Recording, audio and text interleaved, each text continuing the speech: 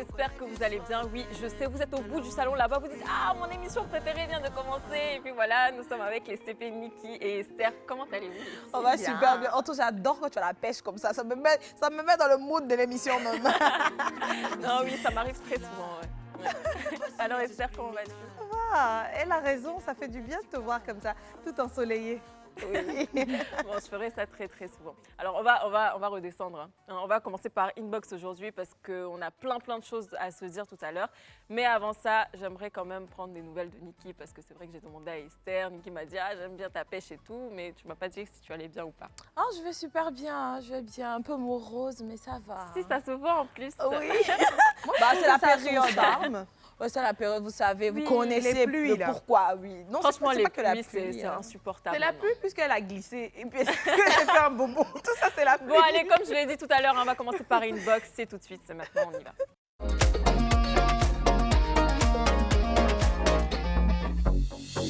Qu'est-ce qu'on a reçu dans Inbox aujourd'hui? Je suis sûre qu'on a reçu plein de messages. On va Oui. commencer, donc les filles, c'est parti. Coucou les tatas, comment vous allez? Je suis votre émission depuis le Burkina.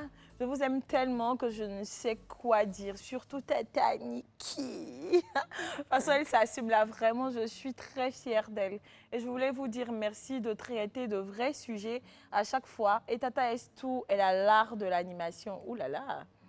Que Dieu vous bénisse et vous donne toujours la force de toujours être sur ce plateau. Bisous, bisous. Je vous aime, mes tatas. Niki, s'il te plaît, fais un effort de venir au Burkina un jour. Je veux te voir et prendre une photo avec toi. Que le Seigneur te comble de toutes les grâces. Amen. Wow. Oh là là, merci à toi, ma CP Cheveux d'amour. Je fais un gros bisou comme ça. À tous ceux qui viennent du Burkina. À tous ceux qui viennent du Burkina. Et puis, merci beaucoup. Hein. Je viendrai là-bas. Hein.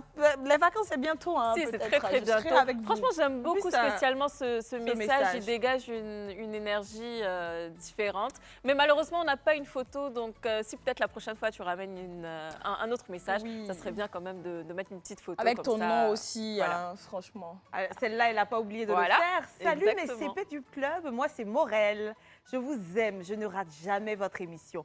Et même si je n'ai pas pu regarder à l'heure d'habitude, je regarde la rediffusion. Voilà, je vous adore. Plein de bisous avec des cœurs. Mouah, mouah, bisous Morello. C'est comme ça qu'on appelle les Morel. Morello. En plus, Oui. Morel, elle a un beau Ivoirien. prénom, elle est très jolie. Franchement, un beau message. Et Oui. puis, Et très soigné. merci Et puis, beaucoup. elle n'a pas oublié de nous écrire au 07 99 24 24 24. Hein, c'est le numéro du club, vous le connaissez déjà. C'est ça, donc Prochain. faites-le vous aussi si vous avez envie de passer dans le club. Il reste quelques jours encore, donc dépêchez-vous et puis on va passer Ah dans non, ton je la prochain prends celle-là. message. Elle me parle et elle me parle.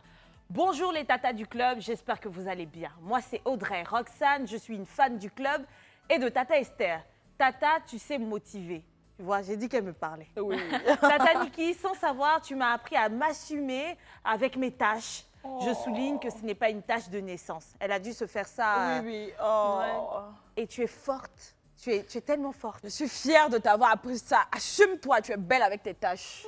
Il n'y a rien à dire. Oui. En tout cas, j'adore le trio. Je ne voudrais pas que ça change. On ne change jamais une équipe qui gagne. Bisous, bisous, On ne change pas une équipe qui gagne, on sera là encore hein, pour vous aider à vous assumer, pour vous aider à vous égayer parce que c'est notre boulot. je vous Voilà. aime. Baby, je te fais un appel. Est-ce que c'est possible que tu nous rejoignes sur le plateau? Est-ce que tu peux venir ici nous parler de ton histoire, ce qui s'est passé? Il y a plus d'une personne qui ont vécu la même chose que toi C'est ça. et qui en sortent avec une séquelle. Et toi, tu es Exactement. forte, tu fais cette belle photo swagly et tu t'assumes. Et tu as un très beau visage. On t'attend. La saison 2, on sera avec toi. S'il te plaît, écris-nous, on va caler une date. En tout cas, merci beaucoup pour ce message. Donc on passe au suivant, voilà, tout simplement. Alors, coucou mes tatas du club, je suis Nancy Timité. Je vous suis depuis Bondoukou, la Les ville aux Bondoukou, 1000 mosquées. Ouais! Tu sais que j'étais là-bas l'année dernière, hein, donc je risque de retourner là-bas. Moi, j'y encore. suis Oui, aussi c'est allée il y a beau. quelques C'est vrai? années. Je vous adore toutes les trois tatas Antonella. Je te kiffe grave. Tata Niki, ma pouchou préférée. Ouh là là. Tata Esther, mon idole, mon modèle, je t'aime trop. J'aimerais vous ressembler toutes. C'est pourquoi je fais la filière de communication pour pouvoir être comme vous plus tard. Bisous, bisous, cœur, cœur, merci. Oh, Nancy! Nancy, we love you! La We relève est love you. assurée. Je suis sûre que dans quelques années, ce sera toi. Tu feras partie de celles qui vont briller. C'est On ça. te le souhaite Mais en tout franchement, cas. est-ce qu'on peut faire de beaux messages comme ça? Vous êtes incroyable. quand même. Il y a trop Non. d'amour, franchement. C'est Merci chic. infiniment, franchement. Et puis, on sait, hein, vous nous suivez de différents pays, que ce soit le Sénégal, le Cameroun. Et puis, nous, ça nous fait Faut tellement, pas tellement oublier les gens de plaisir. Brazzaville. Ah oui, hein. non, ils sont pas au tous Congo, les là, Ivoiriens, Ivoiriens, on va jamais j'en ai l'impression. Toute l'Afrique même. Et la Côte d'Ivoire profonde, on vous adore. Vous connaissez le numéro, hein, c'est le 07 99 24 24 24. Écrivez-nous, envoyez-nous des messages, De des partout. vidéos, des thèmes. On prend tout. Pas que l'Afrique, hein. Il y en a plusieurs qui nous ont écrit, Espagne, C'est ça, France. l'Europe. Continuez. Voilà. Ça nous permet de savoir où vous êtes et puis pourquoi pas prévoir des programmes futurs adaptés à votre cas. C'est exact. Donc voilà, hein, c'est terminé pour Inbox aujourd'hui. On va passer donc au petit stage, vu qu'on a fait Inbox. On passe au petit stage, c'est maintenant, regarde.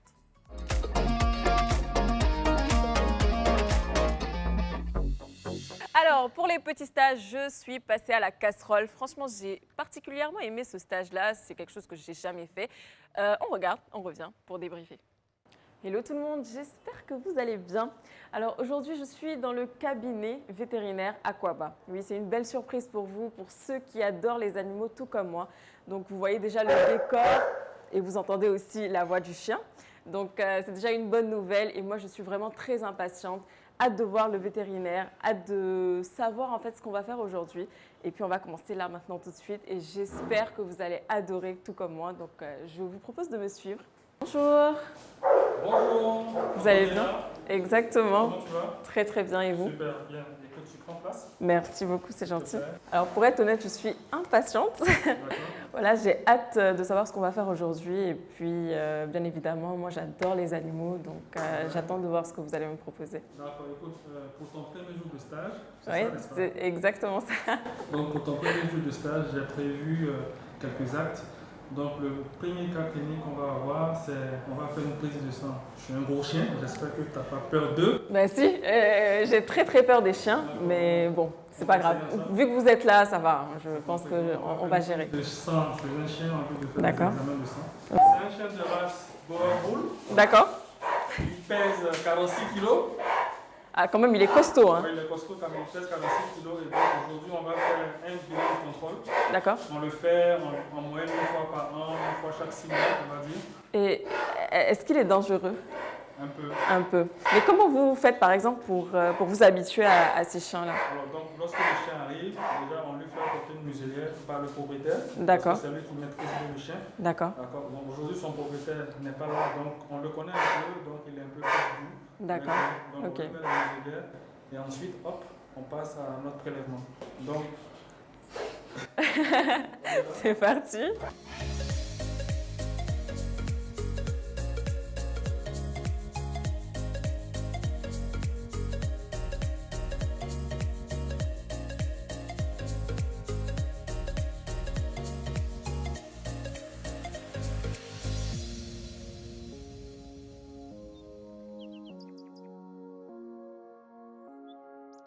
donc, une fois que le prélèvement est fait, il faut noter le nom de l'animal sur le tube, la D'accord. date, et puis les examens qu'on souhaite faire. Ok. Donc aujourd'hui, c'est le 21 la juin. date aujourd'hui, le 21 juin, son nom furieux. Furieux. Et on note les analyses qu'on recherche. Je pense que son nom, c'est très furieux. Non, non, c'est furieux, c'est furieux. Donc voilà, là, nous sommes au laboratoire. Nous avons fini de la salle de prélèvement et puis on va passer donc à l'analyse. Donc pour le deuxième cas que j'ai pour toi ce matin, c'est Mimi, une caniche. Alors elle qui était remplie de tiques, D'accord. donc des parasites externes, et qui a contracté ce qu'on appelle l'herbichose canine et la pyroplasmose. Donc je vais te laisser le privilège d'administrer des soins injectables. On va voir si tu peux. D'accord.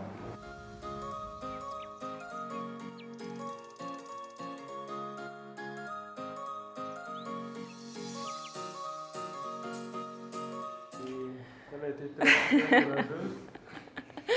C'est une belle expérience en tout cas. J'ai beaucoup aimé, surtout de voir ces animaux. Il y a vraiment une différence entre Mimi et puis Furieux. Furieux qui était vraiment un peu plus agressif, on va dire. Et Mimi, elle est toute mignonne, elle parle pas, enfin, ouais, elle parle pas, mais bon, elle n'aboie pas, elle dit rien. Et puis voilà, franchement, j'ai beaucoup aimé. Et puis au moins, ça m'a appris beaucoup de choses aujourd'hui et je suis très, très contente. Merci beaucoup à vous. Je vous en prie. C'est le cabinet C'est le cabinet vétérinaire Aquaba. Et vous êtes situé où exactement? Nous sommes situés à Angers, Pétro-Ivoire. Donc voilà, vous avez toutes les informations au cas où vous en avez besoin. Et je vous dis à très très vite pour un nouveau stage. Moi, pour le coup, c'est fini pour moi et puis on se dit à très vite. Bisous à vous. À bientôt. Au revoir. C'est trop chou. Franchement, j'avoue que c'était trop mignon. Et surtout qu'il y avait une différence, comme je le disais, hein, entre Furieux, qui était un gros chien et qui aboyait. Bon, le vétérinaire avait déjà prévenu qu'il était un peu plus agressif, voilà. Et Mimi, elle était toute mignonne, elle disait rien, elle était trop chou, voilà. Ah, Franchement, c'était une belle expérience, je vais dire ça comme ça. Ça m'a fait bizarre de la voir comme ça en blouse, en train de faire les injections et tout. Ah, c'est comme si j'avais des bravo. petits bébés. Non, c'est bizarre. Donc le club est complet, on a notre doctoresse qui est là, plus besoin Voilà, au d'être cas où, hein, de tomber je suis là. malade. Non, mais plus sérieusement, c'était vraiment exceptionnel. En tout cas, merci beaucoup au club parce que c'est grâce à Live TV que On vit toutes j'ai ces eu le expériences-là. Oui, Oui. moi j'adore les stages parce que les stages nous permettent d'aller vous rencontrer au quotidien, de nous mettre dans votre peau, voilà, Bien sûr. dans les différents corps de métier. Donc pour moi c'est top quoi. Exactement. Alors, on va rentrer quand même dans le vif du sujet parce qu'aujourd'hui, on est venu pour parler d'un thème précis. Des fois, le handicap est souvent perçu comme de la faiblesse, de l'inadaptation, voire pire, de l'incompétence.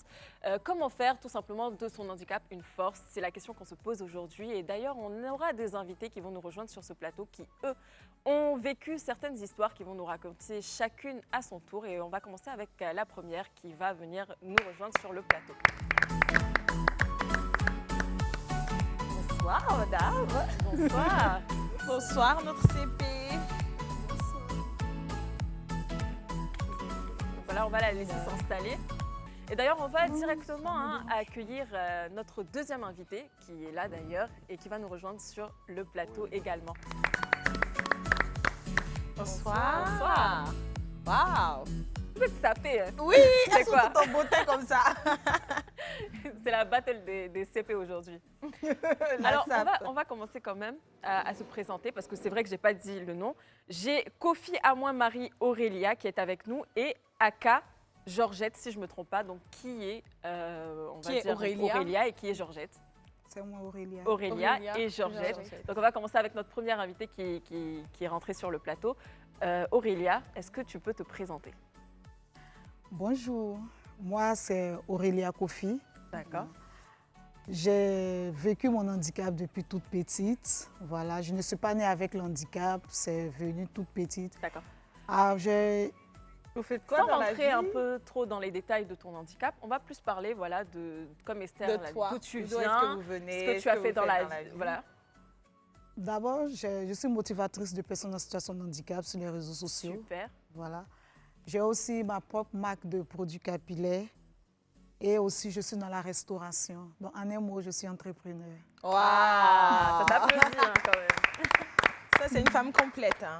Je pense qu'après, tu vas nous donner quelques petits conseils pour les... Voilà. Les Il n'y a cheveux. pas de souci. On a besoin. Il n'y a pas de souci. Alors, je me retourne vers toi, Georgette, qui va se présenter également. D'accord. Moi, je suis Aka Georgette Nelly. J'ai 28 ans. Je suis titulaire d'une licence en marketing management, également d'un certificat en digital management. Je suis assistante achat dans une entreprise de BTP. Je suis également blogueuse pour les personnes en situation de handicap. Je suis maman de 2 enfants. Et voilà, c'est ce que vous pouvez savoir. Allez-y. Georgette, tout ça Ah ouais, nous avons des CP de qualité aujourd'hui. Hein. Et c'est clair, Niki. C'est un plaisir pour nous de vous recevoir sur ce plateau. On va regarder une petite vidéo ou 2 petites vidéos, je ne sais pas trop. On regarde et on revient pour débriefer. Non, pas du tout. Je ne suis pas née handicapée. C'est à l'âge de 3 ans que j'ai fait un accident quand j'étais à l'école. Donc j'ai fait un accident et ce n'est pas erreur médicale que je suis devenue handicapée. Erreur médicale. Oui, Wow. pas erreur médicale que je suis devenue Est-ce qu'on handicapée. peut avoir plus d'éclaircissement? C'est un D'accord. accident de quoi? C'était un accident de balançoire. Donc quand j'étais petite, je jouais avec mes amis à l'école et tout. Et je suis tombée d'une balançoire et j'ai eu une fracture au pied Ok. droit. Ok. Donc, quand nous sommes arrivés à l'hôpital, déjà au début, les médecins ils ont dit qu'ils devaient m'amputer le pied d'abord. Il y a plus de 20 ans de cela que ma vie a tragiquement basculé. Je suis passée d'une personne valide à aujourd'hui à une personne en situation de handicap. Ça n'a pas été chose facile. C'était très difficile pour moi de pouvoir l'accepter. Mais au fur et à mesure, j'ai réussi à pouvoir m'adapter. Bonjour, moi c'est Marens. J'aimerais vous faire part de mon expérience personnelle en tant que personne en situation de handicap.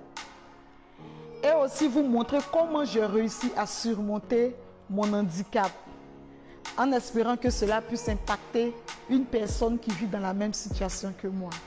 D'ici là, restez connectés et on se dit à très vite. Tout ça est vraiment impactant. Donc ça, c'est toi, Aurélia. Oui, Alors, tu disais que tu étais une personne valide bien sûr. et aujourd'hui, tout a basculé, donc du Bien jour sûr. au lendemain. Comment on fait pour accepter cette situation et surtout par rapport au mental, comment tu arrivais à gérer la situation? Excuse-moi, Antonella, avant de savoir comment Ouais. elle réussit à le faire, moi j'aimerais savoir ce qui a créé finalement cet handicap chez elle. Parce qu'avec Georgette, on a eu l'a un vu aperçu de la dans chose. vidéo. Comment est-ce que tu es devenue, toi, une personne en situation de handicap? C'est à la suite de quel incident ou accident? Je ne peux pas parler d'incident en tant que tel parce que c'est quelque chose qui m'est arrivé de façon brusque. J'étais toute petite, j'étais à l'école et puis D'accord. j'ai eu juste une douleur à la tête. D'accord. Je n'avais pas de soucis, en tout cas. J'étais vraiment valide, j'étais insouciante comme tout autre enfant. Et quand je suis arrivée à la maison, je suis rentrée me coucher. Il était là aux environs de 10h, 11h par là. Et j'ai fait là 24 heures de sommeil. À mon réveil, je ne sentais plus mes jambes. D'accord. C'est un peu compliqué à comprendre, mais c'est comme ça mon handicap est arrivé. Et quand nous sommes allés à l'hôpital, les médecins ont fait des analyses, on ne voyait rien. Et jusque-là, on ne voit rien. Mais Il n'y a pas de façon cause, vraiment. ils n'ont pas donné de cause en tant que telle. On ne m'a pas dit que c'est la polio. Parce que là, j'avais déjà l'âge de 8 ans. Voilà. C'était à J'avais 8 déjà ans. l'âge de 8 Ok. ans, donc je ne...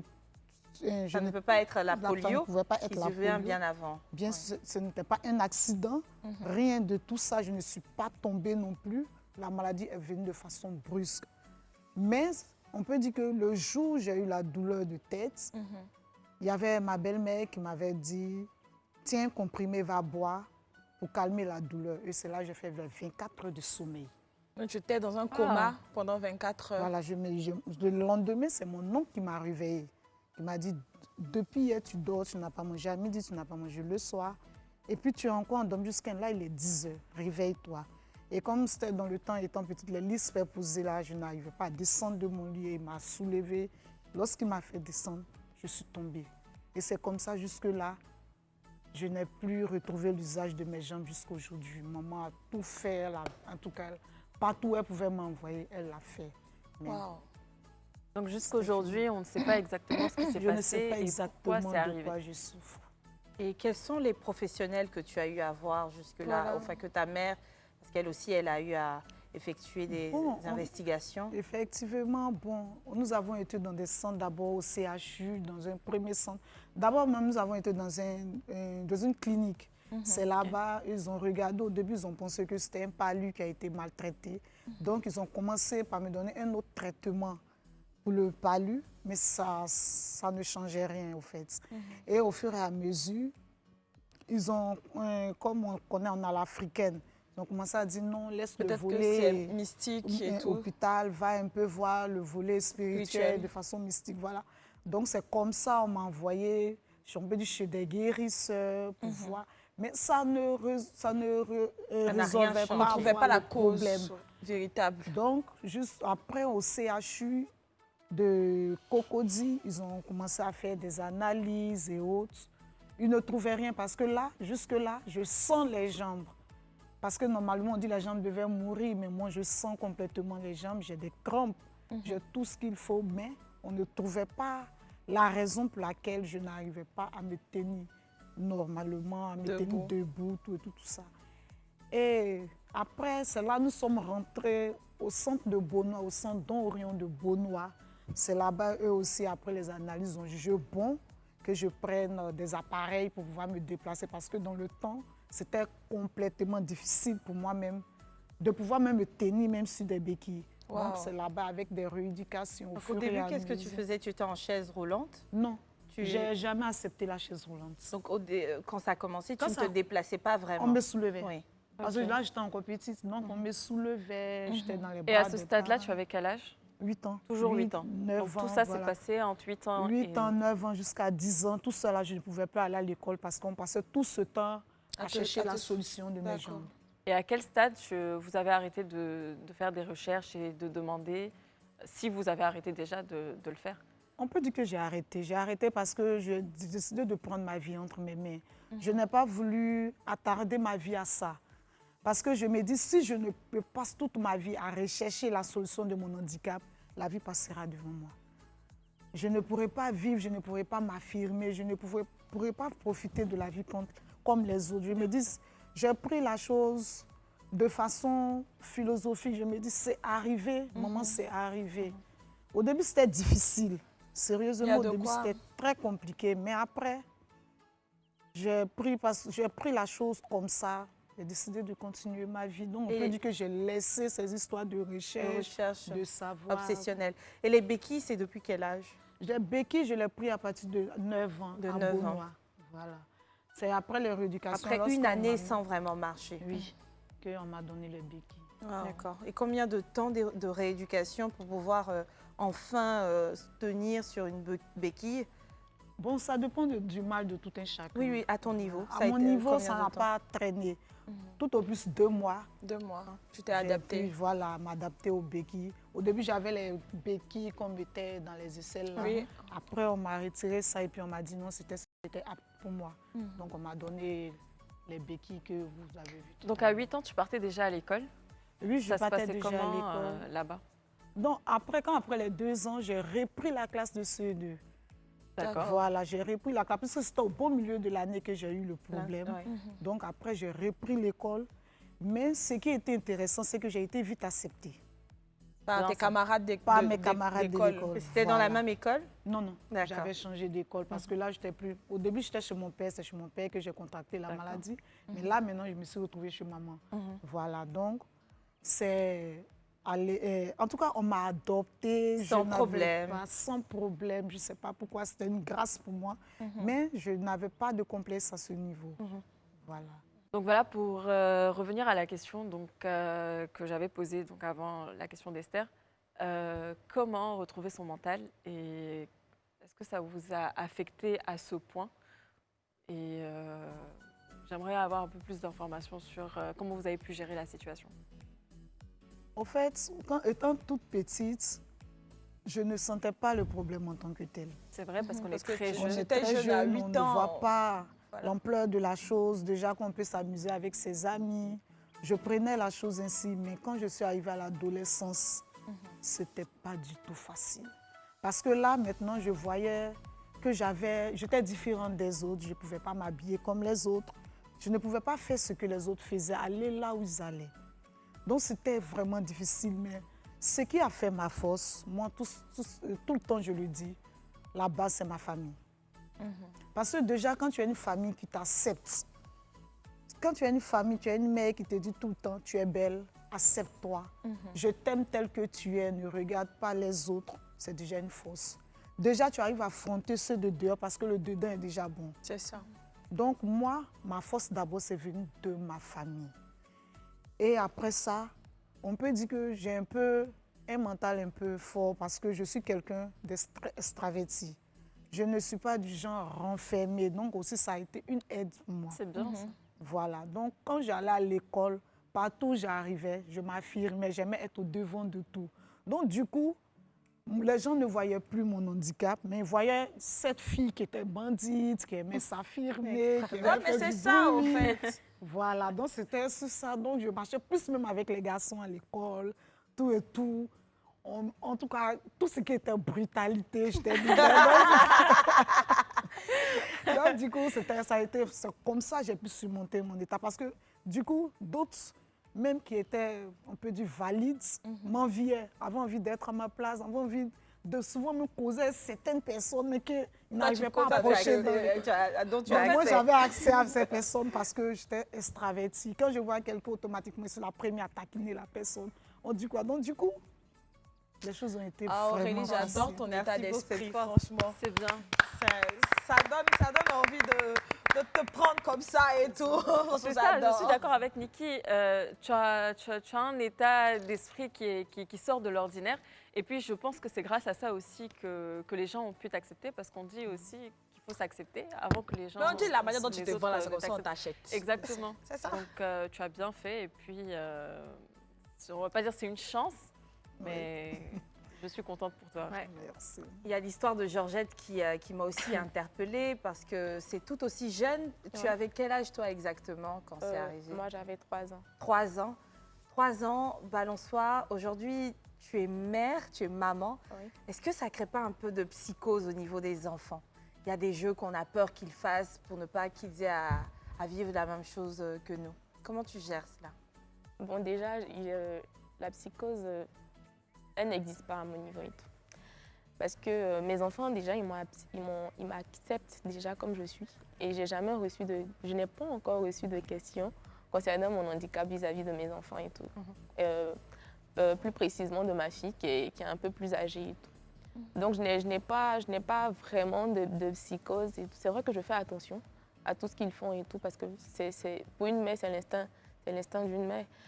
Mais dire que je me focalise précisément sur les jeux, par exemple, qui ont entraîné mon handicap et tout, non. Je fais juste attention en tant que mère. En tant que Ouais, mère. c'est vrai qu'on a ça. regardé la petite vidéo, mais est-ce qu'on peut quand même revenir sur ce qui s'était passé et... Bon, je vais préciser. Parce que l'histoire que j'ai racontée, quand même, c'est mon père à l'époque qui me l'a dit. D'accord. Mais ce dont moi je me souviens précisément, c'est que je suis tombée d'une balançoire parce que je jouais avec mon ami. Mais là, je suis tombée gravement. Et quand je suis tombée, j'ai eu une fracture au pied. D'accord. Donc logiquement, on m'emmène à l'hôpital et tout pour faire des diagnostics, pour voir ce qui se passe et tout, qu'est-ce qu'on peut faire. Mais les médecins ont dit qu'ils devaient m'amputer d'abord. Ils doivent m'amputer.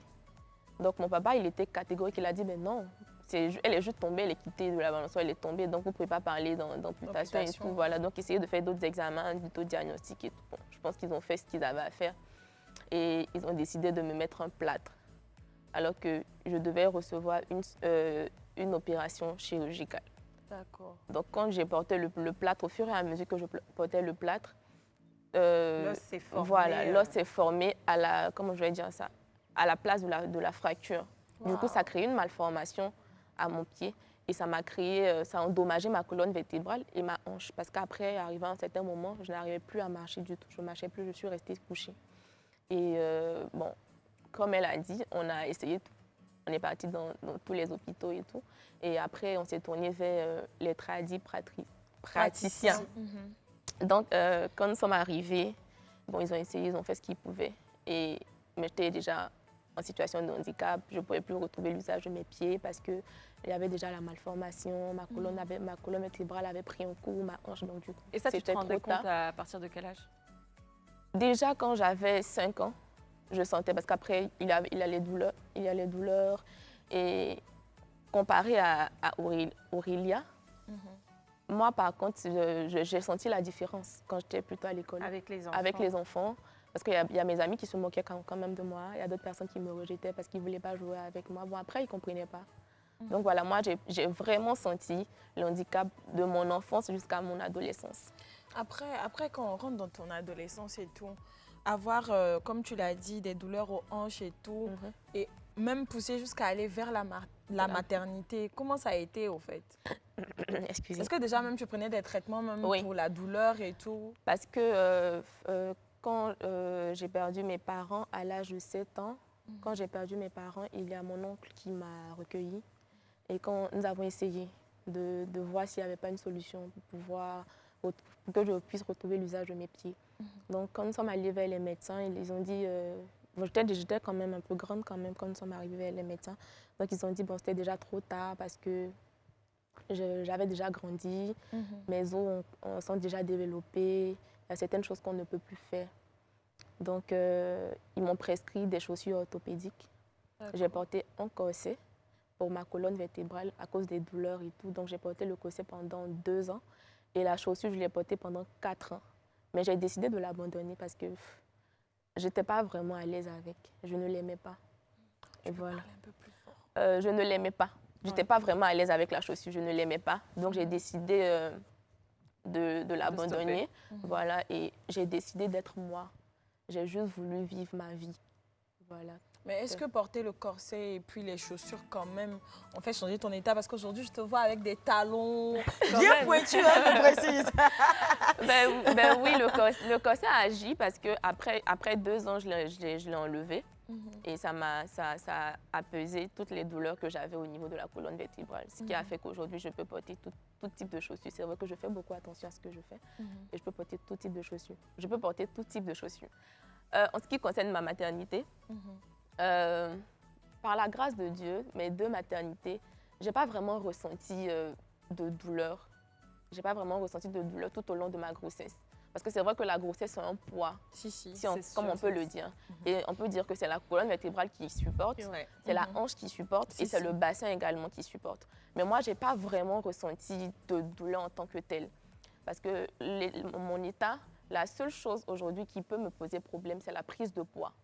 Et avec la grossesse, bien évidemment, arrivé à un certain niveau, j'ai commencé à prendre du poids. Dans mon dernier trimestre, j'ai commencé à prendre du poids. Et c'est là que j'ai commencé à ressentir des douleurs au niveau des pieds, au niveau du dos, au niveau de la hanche. Mais par la grâce de Dieu, tout s'est bien passé parce que, comme on dit toujours, Dieu ne donne pas bagage que tu ne peux pas se lever. Donc, ouais. Donc, j'adore. Dis-moi, s'il te plaît, tu dis qu'au départ, il y avait ces douleurs-là aux jambes, à la colonne vertébrale. Et par la suite, on t'a prescrit des chaussures orthopédiques. Du coup, est-ce qu'il y a une période d'immobilité où tu ne marchais pas encore? Oui. Ça a duré combien de temps? Oui, si je ne me rappelle pas exactement. Parce que vu que j'étais très petite, Oui, elle avait 3 ans. moi, j'ai juste eu la version de l'accident, de comment ça s'est passé et tout, mais je ne sais précisément pas combien de temps je suis restée immobilisée. Et avec les chaussures, combien de temps? Les chaussures orthopédiques. Les chaussures j'ai porté les chaussures orthopédiques pendant 4 ans. Pendant 4 ans. Alors, c'est clair qu'on a pas mal de choses à dire avec Georgette et Aurélia. On va faire une petite pause publicitaire, on revient juste après. À tout de suite. Sur le plateau du club, bonne ambiance, hein, ne vous inquiétez pas. Certes, on parle un peu d'handicap, mais voilà, tout va bien, tout se passe bien sur ce plateau. On est avec Aurélia et Georgette. J'espère que ça va. Oui, ça va. C'est OK? J'en suis sûre que ça va. Oui. Alors, j'ai transformé mon handicap en force. J'avais posé la question à Aurélia tout à l'heure, comment elle a fait pour se relever, donc pour gérer cette situation. J'aimerais quand même avoir ton avis avant de continuer à une autre question. Donc, c'est vrai que de ton côté, c'était beaucoup plus difficile. Donc, c'était pas du tout pareil qu'avec Aurélia. Donc, c'était compliqué, surtout à l'école et tout. Donc, comment ça s'est passé? Comment tu as pu gérer? La première chose du handicap, c'est l'acceptation de soi déjà, comme je dis. Et c'est vrai que c'était compliqué au début avec mes amis, avec mon entourage. Mais à partir du moment où j'ai commencé à m'accepter, de comprendre mon handicap et tout, alors j'ai décidé de faire de toutes les critiques, de toutes les moqueries, j'ai décidé de faire de ça ma force. Donc, ce que j'appelle aujourd'hui la résilience. Donc, j'ai décidé juste de vivre ma vie comme je la veux. J'ai décidé de m'assumer, d'assumer la personne que je suis.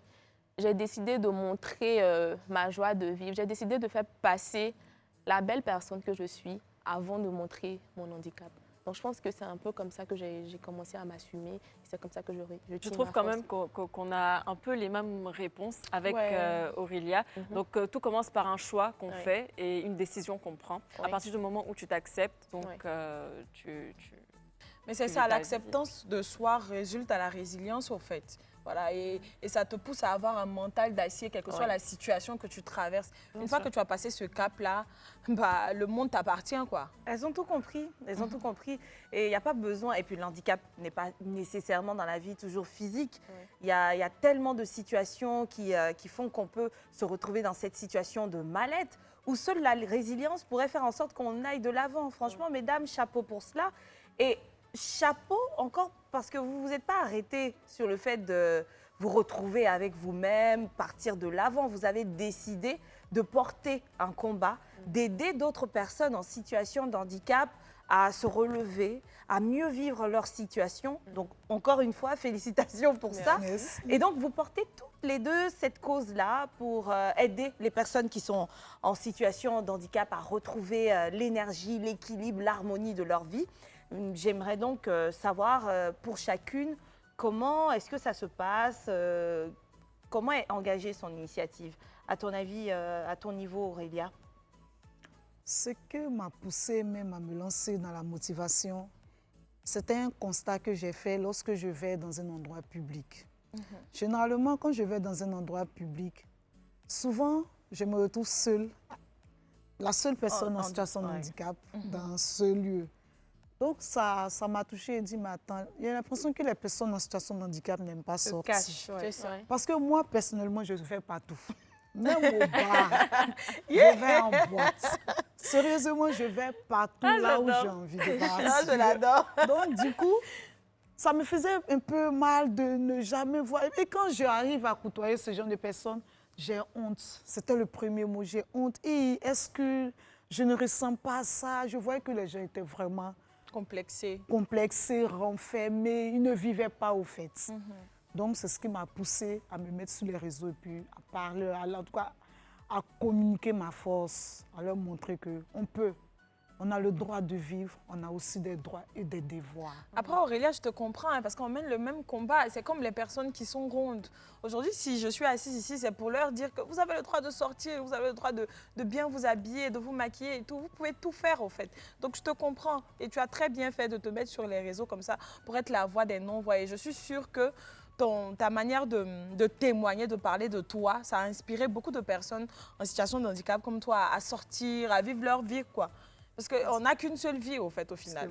À ton niveau, Georgette, tu fais des photos, tu es plutôt active toi également. Comment ça se passe? Qu'est-ce que tu fais exactement? Je suis blogueuse. Oui. Donc, ce que je fais déjà sur mon blog, je parle de moi. Je veux que les personnes soient plus axées sur moi. En tant témoignage. Oui, sur moi, mon témoignage, mon histoire, mon vécu. Pour que ces personnes-là puissent savoir que je suis handicapée, mais j'arrive à vivre ma vie correctement. J'arrive à vivre ma vie comme je le veux.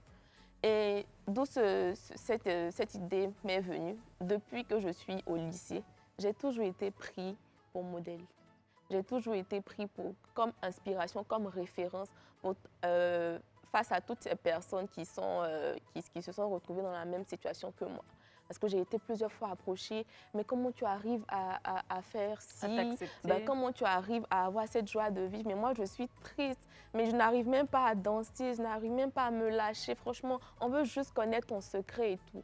Et après, sur les réseaux sociaux, j'ai constaté qu'il n'existe pas beaucoup de personnes qui sont en situation de handicap qui s'affirment, en fait. Donc, au début, il y a beaucoup de personnes qui ne savent même pas, même à travers mes photos, que je suis handicapée.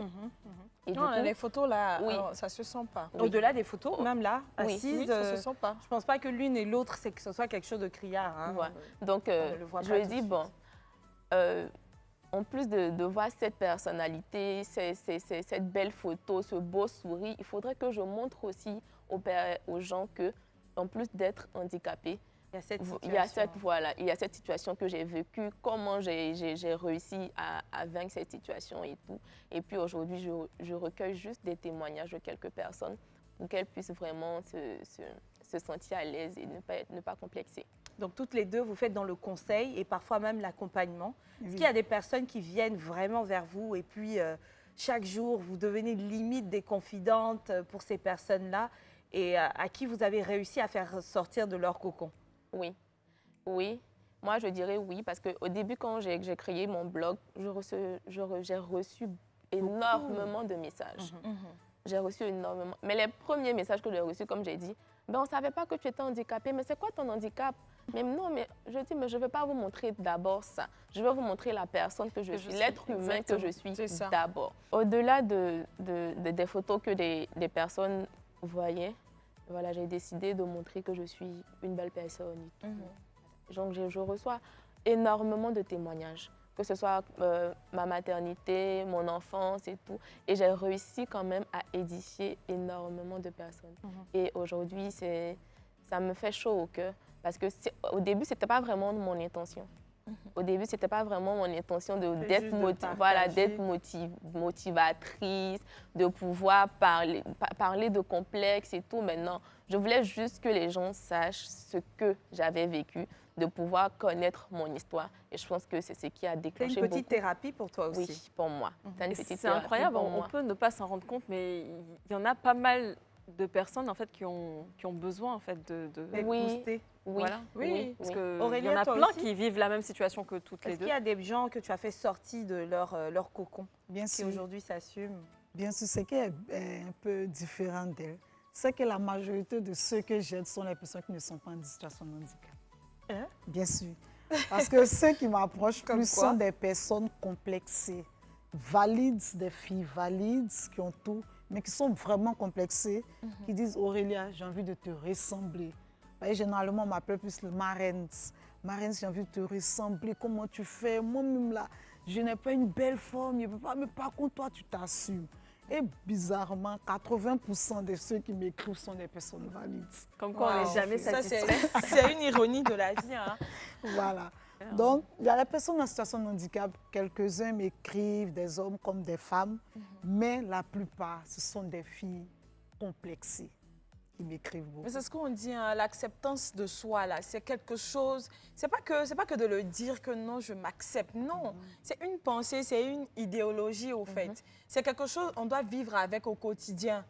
Et c'est vraiment top. Après, je vais faire un peu ma petite coquine, voilà. On parle d'amour et d'handicap. Est-ce que, en étant une personne en situation de handicap, pour toi, Aurélia, on sait pas, est-ce que déjà même tu es en couple? Non, pas j'étais. Tu étais J'étais bon, en relation. en relation? Mais actuellement, je suis Quand tu dis célibataire. relation, Elle dit ça, elle te regarde, relation. En relation amoureuse, bon. Mais après, bon, C'est toi ça qui as n'a pas cassé son cou. marché. Tu as cassé son cou. Oui, ça, on peut dire que c'est moi qui ai cassé le cou. Non, je l'adore, elle ouais, et assume puis elle en est plus. fière. C'est la manière dont elle a dit en relation. C'est genre, ça m'arrangeait plus. Bon, je pense qu'on va revenir à elle. Mais pour Georgette qui était vraiment en couple, moi j'aimerais savoir, est-ce que ça a été facile pour ton partenaire d'accepter déjà ta condition? Et puis, comment ça a été avec sa famille? Je pourrais dire que ça a été facile parce qu'avant qu'on soit en relation déjà, nous étions amis. Donc naturellement, il connaissait déjà mon état. Et voilà, on a pris des années on a pris des années pour se connaître déjà avant de se mettre en couple. Donc, je pense qu'il avait déjà accepté mon handicap. Il avait déjà accepté mon handicap parce que voilà, on parle pas souvent de ça. Bon, quand je dis parle pas souvent de ça, pas parce qu'il a honte ou parce qu'il a envie de me mettre mal à l'aise, mais bon, parce qu'après il me considère comme une personne à part entière. C'est pas un surtout sujet maintenant, tabou. Hein. Il Oui, est c'est pas un tombé sujet. amoureuse de la C'est personne qu'elle représente. Oui, Cet handicap-là, c'est rien du tout. oui, Il a vu qui elle est, la profondeur, la merveilleuse personne. exactement. C'est ça. Ça va au-dessus de tout. Oui, Ça, c'est c'est ça. top, Oui, hein. c'est ça. Et toi, Aurélia, la casseuse de cou. Avant de casser le cou, c'était comment? Bon, j'ai toujours eu la chance. En tout cas, la dernière personne avec qui j'étais, franchement, je ne peux pas parler de mal de lui. Il m'acceptait tel que je suis. Il partait partout avec moi. Il était tellement fier de me présenter parce que, à mes yeux, il me disait, tu es trop belle. Et ce qui est bizarre, même quand... Oui, je bon, ne suis pas fan de toi, mais tu es belle. Je te dis ça, quoi. En tout cas, tu es très belle. Vous êtes toutes les deux belles. Moi, je regarde les Merci. photos là depuis. Je dis, hé, les dames là, des... Non, franchement, vous êtes soignées, bien. Vous êtes des femmes. Voilà. Merci. Avec grand F. Oui, Merci. tranquille. Donc, en tout cas, il m'acceptait. Je n'ai jamais ressenti, il ne m'a jamais montré mon Qu'il est handicap, dérangé voilà, qu'il par- est dérangé parce qu'il me présentait à ses amis, il me présentait à sa famille. Donc, je n'ai pas eu de soucis à ce niveau. Voilà. Même bien voir que certains diront derrière, toi aussi. Mais Effectivement. en tout cas, il m'appelait, je ne sais pas comment je vais dire. Bon, il n'a pas dit le petit nom. c'est-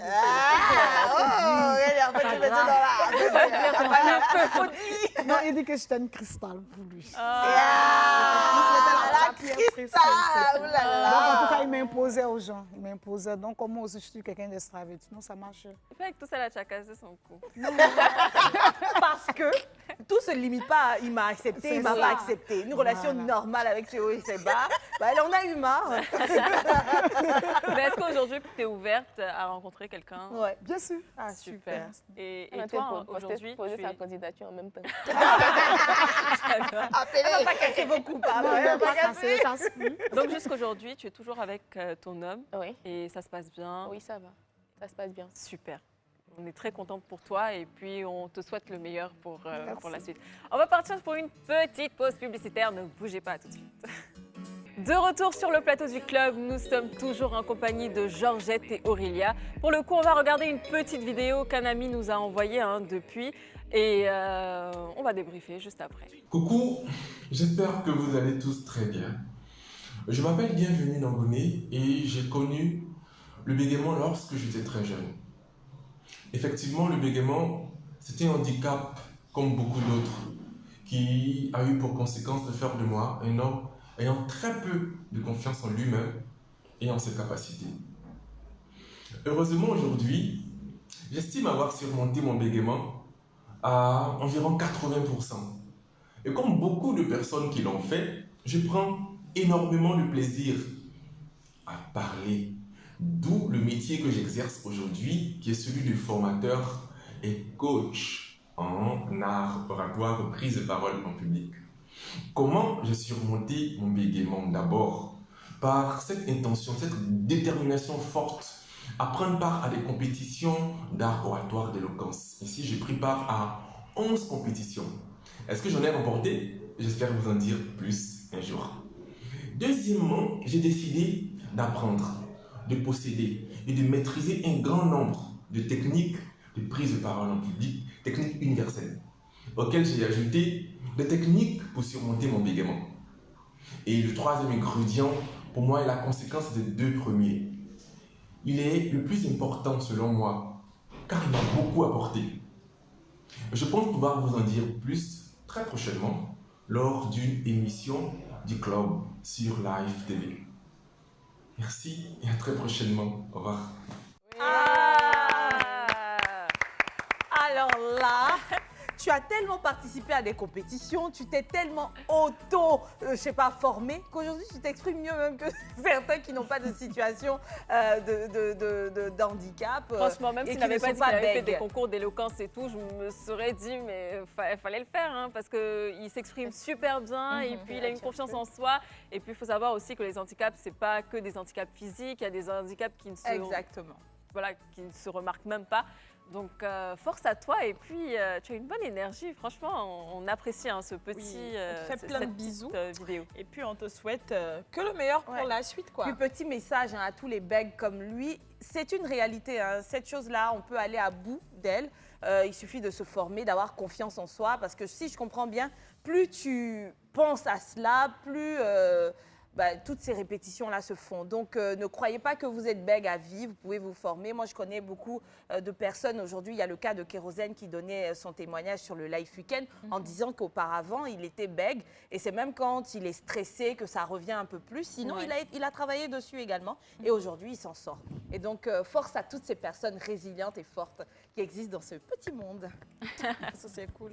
Après, on a l'impression que tout est une question de mental. Il faut se forger un mental vraiment d'acier pour pouvoir tout affronter. Oui. Alors moi, j'avais quand même une petite question. Alors, est-ce que après tous vos efforts, tout ce que vous avez vécu, est-ce que vous sentez aussi parfois, quelque part dans la société, que vous êtes un peu exclu? Oui. Bien sûr. Oui, bien sûr. Est-ce qu'il y a une anecdote à raconter? On va commencer avec Georgette. Une anecdote. Actuellement, depuis mon blog, vu que je fais la promotion également des droits des personnes en situation de handicap, je vais parler du côté de l'employabilité. Voilà, en ce qui concerne l'emploi des personnes en situation de handicap. Et aujourd'hui, on voit de moins en moins d'entreprises privées particulièrement qui refusent d'embaucher des personnes qui sont en situation de handicap. Et moi, par contre, dans l'entreprise dans laquelle je travaille, je suis la seule personne. Et je pense même que peut-être je suis la première personne qui se retrouve en situation de handicap, qui travaille dans le BTP en plus. Qui travaille dans le BTP. Et quand j'ai fait mon entretien d'embauche, ils n'ont pas regardé le handicap que j'ai. Ils ont juste regardé la personne intelligente qu'ils avaient en face d'elle. Ils ont juste regardé la personne qui était motivée, qui voulait vraiment travailler. Et aujourd'hui, je pense que j'excelle dans mon milieu professionnel et voilà, c'est sans problème. Ouais. Après, aujourd'hui, on a beaucoup de personnes en situation de handicap comme vous qui nous regardent au travers de leur petit écran. J'aimerais toutes les deux que vous leur disiez quelque chose, un mot, une pensée, parce que la plupart de ces personnes-là, comme tu le disais Aurélie en début d'émission, ont du mal à s'accepter. Ont du mal à s'accepter telles qu'elles sont. Donc, est-ce que vous auriez une petite pensée ou un mot à leur dire pour les motiver, tout simplement? Je pense qu'elles en ont 10 000. On va faire encore une dernière fois. Alors, juste 10 000, un mot. Pas plus, pas 10 000 deux. D'accord. Ce que j'aimerais dire aux personnes en situation de handicap, c'est que l'handicap n'est pas physique. Pour moi, l'handicap, ça se passe dans la tête. C'est de la manière dont tu perçois les choses. La première chose que j'aimerais leur demander, c'est de s'accepter soi-même. Parce que si tu n'arrives pas à t'aimer toi-même, personne ne va t'aimer. Comme elle a dit tout à l'heure, c'est de la manière dont tu te vends, c'est comme ça on t'achète. C'est ça. Montre aux yeux des gens que tu as des capacités, tu as des compétences, que tu es une personne à part entière. Bien sûr. Il n'y a pas de différence entre toi et puis les autres. Apprends à affronter les regards. Toutefois que les regards seront posés sur toi, ne te mets pas dans la tête que c'est à cause de ton handicap qu'on te regarde, mais dis-toi que tu as quelque chose de particulier qui attire les regards. Dixie c'est qui casse les couilles. I vote. Non, elle a un peu expliqué comme ça. Est-ce qu'on est prête à applaudir une seconde fois? Alors, pour ajouter ce que Aurélie a dit, le handicap, ça se passe dans la tête. Il faut vraiment s'accepter soi-même. Il faut foncer, il faut vivre sa vie, il faut vivre ses rêves. Et les regards et les moqueries, on va en croiser chaque jour. Ce ne sont pas des choses qui vont disparaître du jour au lendemain. Que vous soyez handicapé Donc, ou que pas. vous soyez handicapé ou que vous soyez une personne valide, les regards et les moqueries, ça existe. Donc, il faudrait juste que vous forgez votre mental. N'abandonnez jamais à cause d'un regard ou des injures d'une personne, d'une quelconque personne. Parce qu'aujourd'hui, on a une société qui aime plutôt traduire son insécurité en vous vexant pour vous dire que vous êtes handicapé. Sachez que vous êtes juste une belle personne. Vous êtes une belle âme. Et Dieu sait pourquoi il vous a créé ainsi. Il sait pourquoi il a mis cette épreuve-là sur votre chemin. Donc, vous êtes une belle personne. Vous pouvez toujours affronter votre vie. Vous pouvez foncer, vous pouvez vivre de vos rêves. Et moi, je vous dis alors, bonne chance et puis voilà. Bravo, en tout cas. Après ça, là, si vous n'êtes pas motivé, vraiment, je sais plus ce qu'on peut faire pour vous. En tout cas, là, sur le plateau, on a deux belles personnes, deux belles âmes également.